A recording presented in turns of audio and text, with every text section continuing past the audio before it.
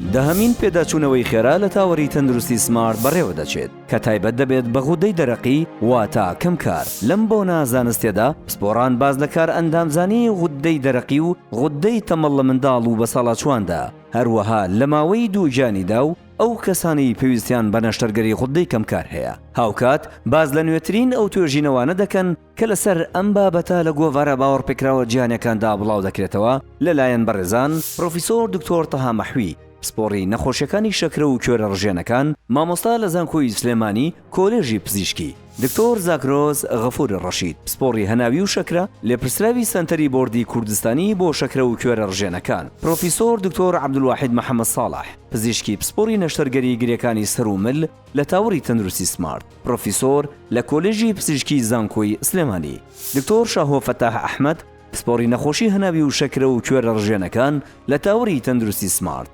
دکتۆرە دەریا سەعید عەبدولەتیف، پرۆفیسۆری یاریدەدەر لە فیسیۆلۆجی هۆرمۆن و کوێرە ڕژێنەکان، مامۆستا لە کۆلێژی پزیشکی زانکۆی سلێمانی، دکتۆرە شادان جەبار عەبدوڵڵا، پسپۆڕی وردی شەکرە و کوێرە ڕژێنەکان لە نەخۆشخانەی شار لە شاری سلێمانی، دکتۆر هونەر عوسمان کەریم، پسپۆڕی نەخۆشیەکانی مناڵان و تازە لە دایکبووان و گەشەی مناڵان لە تاوەری تەندروستی سمارت، دکتۆر سەعید حەسەن عەلی، پزیشکی گشتی لە تیمی نەشتەرگەری سمارت بۆ گرێکانی سەر و مل، شڤان لوقمان عیزەت، هەڵگری بڕوانامەی بەکالۆریۆز لە بایۆلۆجی، کارمەندی تاقیگەی پسپۆڕی لە تاوەری تەندروستی سمارت. دەیەمین پێداچوونەوەی خێرا لە بەرواری 11 دەی 2023 کاتژمێر 8:15 خولەکی سەر لە بەیانی لە هۆڵی کۆنفرانسی تاوەری تەندروستی سمارت بەڕێوە دەچێت.